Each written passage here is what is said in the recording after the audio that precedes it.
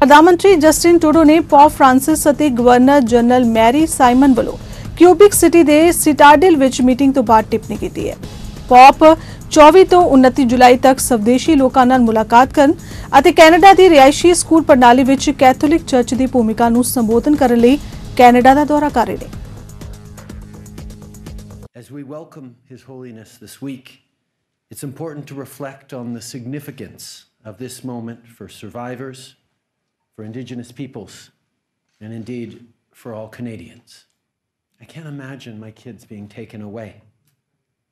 When my kids are crying, I can console them. When they're happy, I can share that feeling of joy with them, of accomplishment. But in residential schools, these children were alone and isolated in their pain and sorrow, far from their families and communities, and even worse, stripped of their language, their culture, their identity.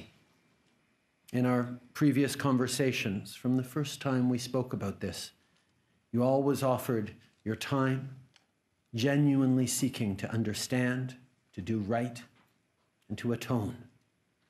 This week, you recognized the abuses experienced at residential schools that resulted in cultural destruction, loss of life, and ongoing traumas lived by Indigenous peoples in every region of the country. As Your Holiness has said, begging pardon is not the end of the matter. It is a starting point, a first step. On Monday morning, I was sitting with survivors, and I felt their reaction to your apology. Each will take from it what they need, but there's no doubt that you had an enormous impact. Survivors and their descendants need to be at the center of everything we do going forward.